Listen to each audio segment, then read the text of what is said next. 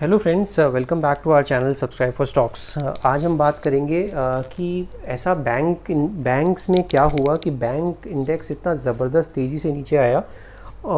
उसको हम समझते हैं। इनफैक्ट आज पूरा मार्केट ही नीचे था, जिसका कि मैंने अभी वीडियो बनाया है और मैंने आपके साथ शेयर भी किया है, the reasons why this kind of drastic drag down in the market. तो उसका मैं आई बटन में लिंक भी दूंगा आपको, तो आप वो भी वीडियो देख सकते हैं। So in that video you will be able to understand the pain area in the market. So let's understand now कि why banks bled. So research जो एक रिपोर्ट आई है, बहुत एक इंटरेस्टिंग एंड रिपोर्ट आई है, बहुत एक्सक्लूसिव रिपोर्ट है जिसमें कि रिवील किया गया है कि there were so many suspicious transactions in the banks between 2010 to 17. So let's understand the entire story. So investors ने banking stocks को मंडे को डंप करना शुरू किया after a report said almost all Indian banks were involved in a number of suspicious transactions between 2010 to 2017. तो जैसे ही ये news आई वैसे ही इसमें लोगों ने अपने बैंक स्टॉक्स को डंप करना शुरू कर दिया। निफ्टी बैंक इस वजह से 3.36% ड्रैग हुआ, मोस्ट बाय इंडसइंड बैंक। सो इंडसइंड बैंक का सबसे बड़ा कंट्रीब्यूशन था बैंकिंग इंडेक्स को नीचे लाने में, जो कि 8.55% नीचे आया। Private banks was allegedly involve in most of the suspicious transactions, ICIJ report shows. तो जिसमें कि मेजर जो सस्पिशियस ट्रांजेक्शंस हुई हैं वो ज़्यादा करके प्राइवेट बैंक्स में हुई है as compare to the government banks, जिसमें कि Bandhan bank, RBL, PNB, IDFC first bank and bank of Baroda were among the top losers from the index.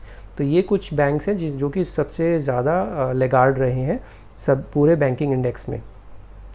Nifty private bank plunge 3.71% and Nifty PSU bank plunge 4.39%।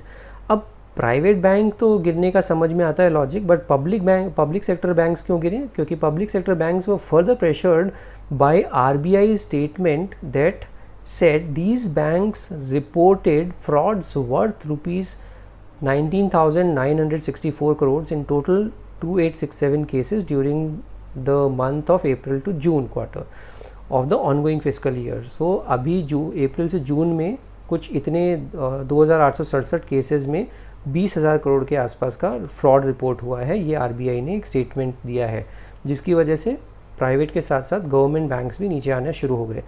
अब हम समझते हैं कि ये ICIJ है क्या चीज़। ICIJ is international consortium of investigative journalism. तो ये एक जर्नलिज्म का एक कंसोर्शियम है इंटरनेशनल लेवल पर, जो कि इन्वेस्टिगेटिव जर्नलिज्म करता है।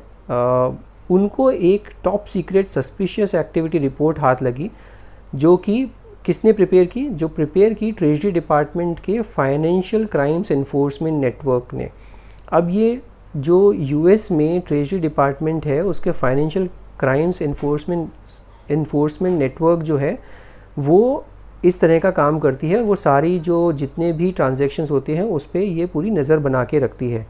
उन्होंने ही इस तरह की कुछ सस्पिशियस एक्टिविटी रिपोर्ट क्रिएट की या बनाई, जो कि इनके ICIJ के हाथ लगी।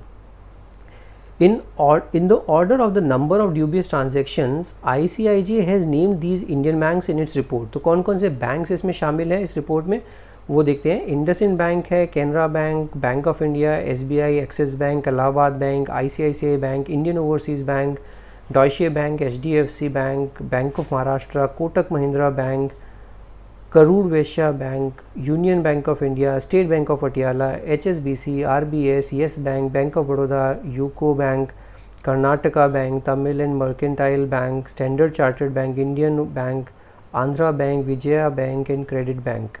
तो ये कुछ एक कंपनीज़ हैं, कुछ एक बैंक हैं जो कि इस पूरी लिस्ट में ड्यूबियस ट्रांजैक्शंस में पाए गए हैं।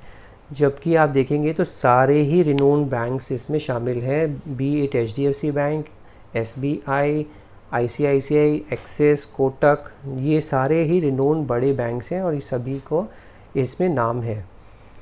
ये जो बैंक्स हैं, इन्होंने कुछ 406 ट्रांजैक्शंस के दौरान कुछ $406,278,962 भेजे हैं और $482,181,226 इन्होंने रिसीव किए हैं।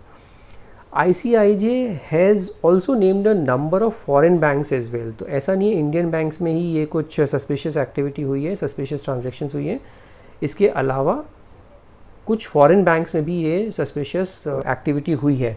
Shares of banks across the globe tanked following this explosive report. तो ये ऑब्वियसली एक्सप्लोसिव रिपोर्ट है, ये ऐसा किसी ने सोचा नहीं था कि सभी बैंक्स का नाम आ जाएगा इस तरह के ड्यूबियस ट्रांजैक्शन में। तो इसी की वजह से HSBC जो है अपने 25 साल के लो पे ट्रेड कर रहा था आज हांगकांग ट्रेडिंग में।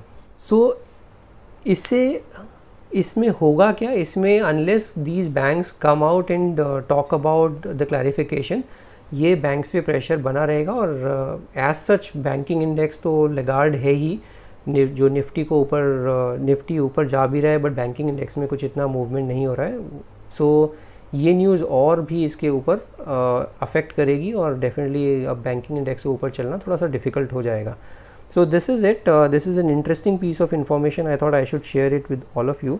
In case you haven't subscribed my channel, do subscribe it and hit the bell icon. We'll see you in the next video. Thank you so much for watching this video.